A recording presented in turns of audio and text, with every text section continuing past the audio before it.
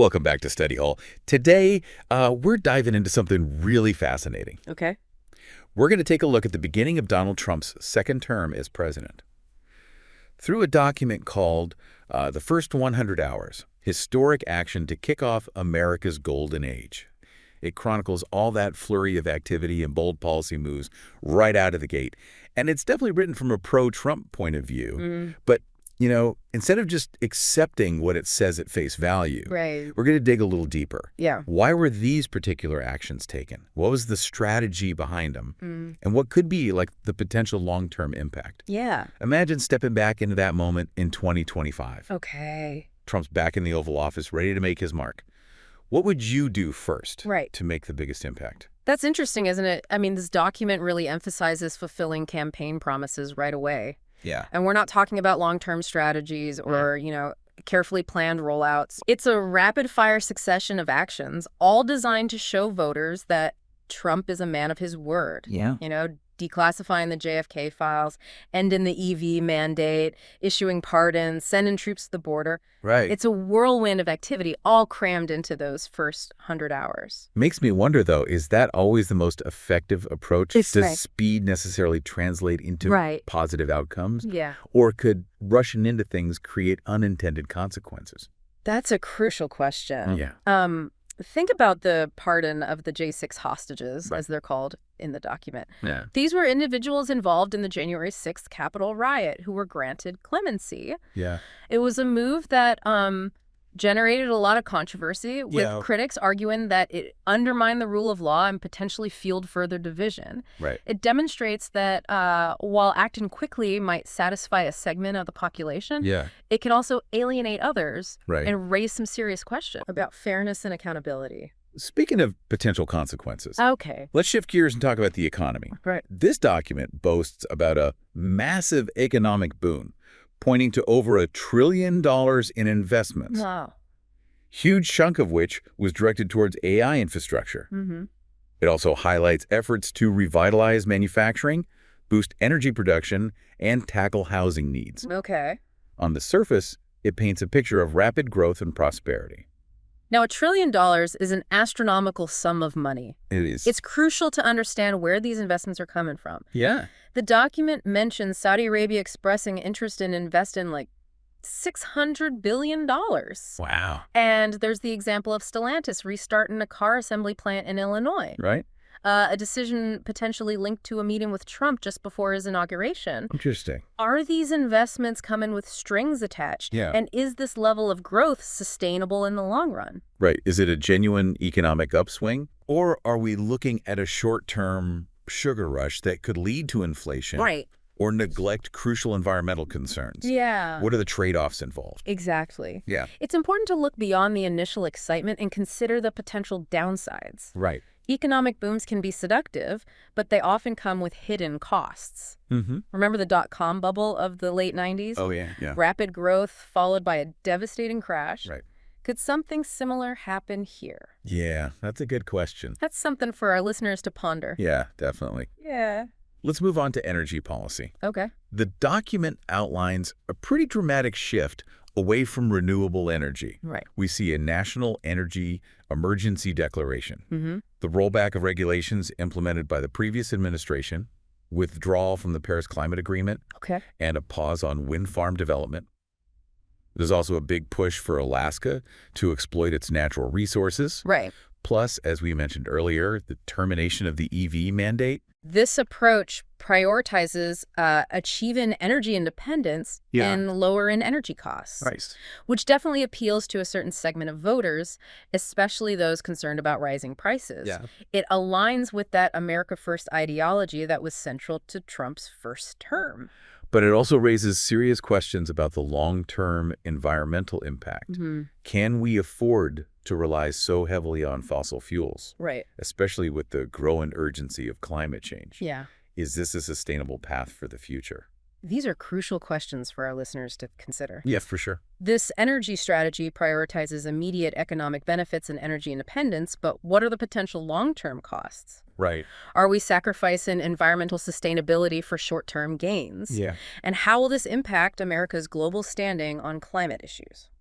Now let's shift our focus to immigration and security. Right. The document paints a picture of a strict crackdown on illegal immigration. Okay. We see reports of significantly decreased border crossings. ICE actively apprehended individuals deemed to be criminal illegal immigrants. Right. And the shutdown of the CBP-1 app, which was used by asylum seekers to schedule appointments at ports of entry. And let's not overlook the symbolic move of bringing back the term illegal alien, Right. a phrase considered by many to be dehumanizing. Yeah. We also see the Justice Department cracking down on so-called sanctuary cities, which are jurisdictions that limit their cooperation with federal immigration enforcement. Right. It's a clear indication of a return to the hardline stance on immigration that characterized Trump's first term. The document also emphasizes the decision to designate Mexican drug cartels as terrorist organizations, a move directly tied to the focus on border security. Right. It's a significant escalation that carries potentially far-reaching implications. Absolutely. Yeah. This raises complex ethical and legal questions. It does. How will this designation be used? What impact will it have on the lives of people living in border regions, both in the U.S. and Mexico? And will it be effective in curbing drug trafficking and violence? Now, let's delve into a cluster of actions that the document groups under the umbrella of common sense and meritocracy. Okay. This includes rolling back DEI initiatives, promoting merit-based hiring, ending affirmative action mandates, and affirming what's referred to as a two-sex view, presumably a rejection of transgender rights. We also see the restriction of embassy flags to just the American flag. Okay. And a mandate for federal employees to return to in-person work, reversing the trend towards remote work that gained momentum during the pandemic. Right. It's a collection of policies that signals a rollback of diversity and inclusion efforts. Yeah. And a push towards a more traditional, some might say homogenous, vision of American society. The document links these actions to restoring confidence in government competency, suggesting they are about efficiency and effectiveness, but it's important to consider the impact on the representation of marginalized groups within the government. Precisely. Does a solely merit-based approach truly create a level playing field? Right. Or does it risk perpetuating existing inequalities? Yeah. And how will rolling back DEI initiatives affect the government's ability to attract and retain a diverse workforce? Yeah. These are questions that deserve careful consideration. It's interesting how this document we're examining, the first 100 hours, goes to great lengths to highlight the supposed successes of these initial actions. Yes, it's practically overflowing with praise from various industry groups and individuals, creating a sense that Trump's agenda was met with widespread approval and enthusiasm. For example, we see the Steel Manufacturers Association applauding Trump's commitment to protecting American jobs. Right. Then there's the American Petroleum Institute celebrating the push for what they call energy dominance. And the Job Creators Network chimes in, praising the rollback of regulations they deem burdensome, arguing that this will unleash the potential of small businesses and entrepreneurs. It's like a carefully orchestrated chorus of voices.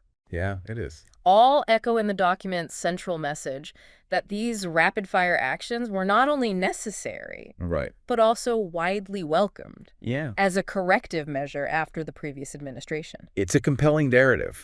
But as critical thinkers, we can't just take these endorsements at face value. We need to ask ourselves who these voices represent and what their specific interests might be. Exactly. Are they truly speaking for a broad cross-section of Americans? Or are they representing a narrower set of interests? Are there opposing viewpoints that aren't being given a platform in this narrative? It's a good point. The document tends to frame many of these policy shifts as a return to common sense and a rejection of what it labels as radical, overly politically correct agendas. Take, for instance, the emphasis on ending DEI initiatives. Those are diversity, equity, and inclusion programs. Exactly. And promoting a purely merit-based approach to hiring. The document presents this as a way to ensure fairness and eliminate discrimination. But critics might argue that it ignores systemic inequalities. And could actually hinder progress towards a more inclusive society. It's a complex issue. It is. With valid arguments on both sides. And we see a similar dynamic at play with the push to reverse the trend of remote work. While some people might welcome a return to the traditional office setting, others might view it as a step backward in terms of flexibility and work-life balance. particularly for those juggling caregiving responsibilities or living in areas with long commutes. Right. What might seem like common sense to one person can be seen as restrictive or outdated by another. It's a reminder that perspectives on these issues are often shaped by personal experiences and values. Yeah. There rarely are easy or universally agreed upon answers. Right. That's why it's so important to engage with a variety of viewpoints. Yeah. And consider the potential impact of these policies on different segments of society. Absolutely. And speaking of diverse perspectives, I'm curious about how this document addresses international relations. Yeah. It seems to send mixed messages. Yes, that's an astute observation. Excellent. On the one hand, there's a strong emphasis on American sovereignty and a willingness to act unilaterally, as evidenced by the withdrawal from the Paris Climate Agreement. Yeah.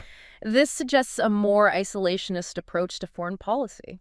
But on the other hand, the document proudly highlights Trump securing billions of dollars in investments from countries like Saudi Arabia. Right. And there's the example of the State Department praising Trump's decision to redesignate the Houthis in Yemen as a foreign terrorist organization, a move they claim aligns with the interests of U.S. allies in the region. It creates a somewhat contradictory picture. It does. It seems the administration wants to project an image of strength and independence, right, while also pursuing strategic partnerships and economic opportunities abroad. Yeah. Foreign policy is rarely straightforward, and this case is no exception. Yeah. It'll be interesting to see how these initial moves shape America's relationships with other countries in the long run. As we continue to examine this document, a clear pattern emerges. Okay. We see bold pronouncements, decisive actions, and a narrative that frames these choices as not only necessary, but also widely supported and beneficial. But it's crucial to remember what we discussed earlier. Yeah. The need to look beyond the surface, to question the assumptions presented, right, and to consider the potential downsides and unintended consequences of these policies. Right. We don't want to just passively absorb the information presented. We want to equip our listeners with the tools to analyze it critically and form their own informed opinions. Exactly. The goal of our deep dive is to spark critical thinking, not to dictate a particular viewpoint. Right.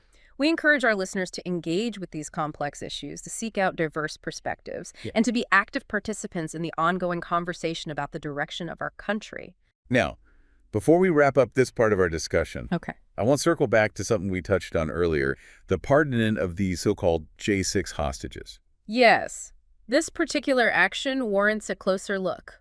It does. Because it really highlights the inherent tension between fulfilling campaign promises and upholding the rule of law. These are not always compatible objectives. The document presents these pardons as acts of justice. Right. Right, and what it perceives as wrongful prosecutions of individuals caught up in the events of January 6th.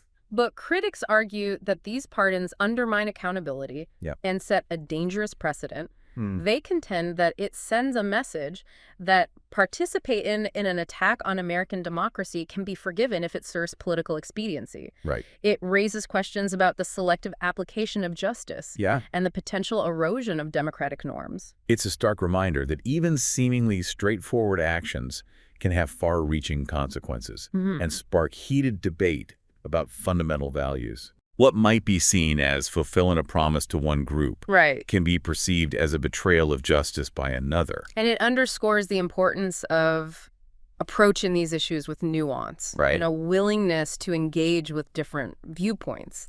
We need to move beyond simplistic narratives and grapple with the complexities inherent in navigating such challenging situations. So as we move towards the final part of our deep dive, we want to encourage our listeners to keep this example in mind. Think about how this specific action reflects the broader themes we've been discussing. The balance of power, the role of ideology, and the importance of critical thinking. Consider how the events of these first 100 hours might shape the future of American politics and society in the years to come. Yeah, that's a really good point. How will these decisions be judged by history? What lessons can we learn from this tumultuous period?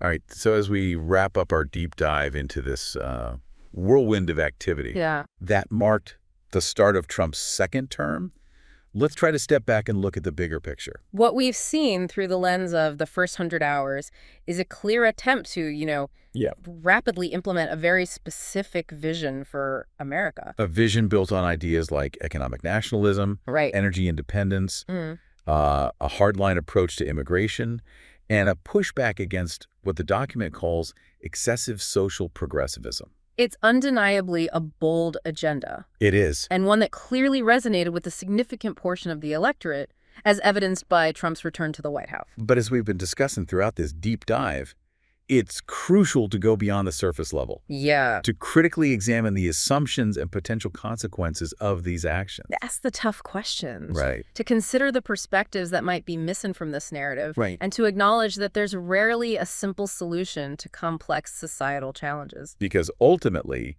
the lasting impact of these first 100 hours is still unfolding before our eyes. Exactly how will these policies ultimately affect the economy, the environment, the social fabric of the nation, and America's standing in the world? These are questions that will be debated and analyzed for years to come. And as engaged citizens, it's our responsibility to stay informed, to think critically, and to participate in shaping the kind of future we want to see. So as we conclude this exploration, let's try a little thought experiment. I like it. Go on. Go ahead. Imagine a historian in the future, maybe 50 or 100 years from now, looking back at this moment in time. How do you think they'll interpret these first 100 hours? Will they be seen as a decisive turning point, a bold course correction for a nation adrift? Or a reckless gamble with unforeseen and potentially disastrous consequences? It's impossible to say for sure, of course. The full story hasn't been written yet. But by engaging in thoughtful dialogue, by considering a multitude of perspectives, by challenging our own assumptions. And by holding our leaders accountable for their choices. We can each play a role in shaping that narrative, in ensuring that the future unfolds in a way that benefits all Americans, not just a select few. Well said. Thank you for joining us on this journey of exploration and critical analysis. We hope you found it insightful, thought-provoking, and perhaps even a little bit unset. For sure. Remember, the pursuit of knowledge and understanding is an ongoing process. Never stop questioning. Never stop challenging your own assumptions. And never stop diving deep into the issues that matter most to you. Until next time, stay curious.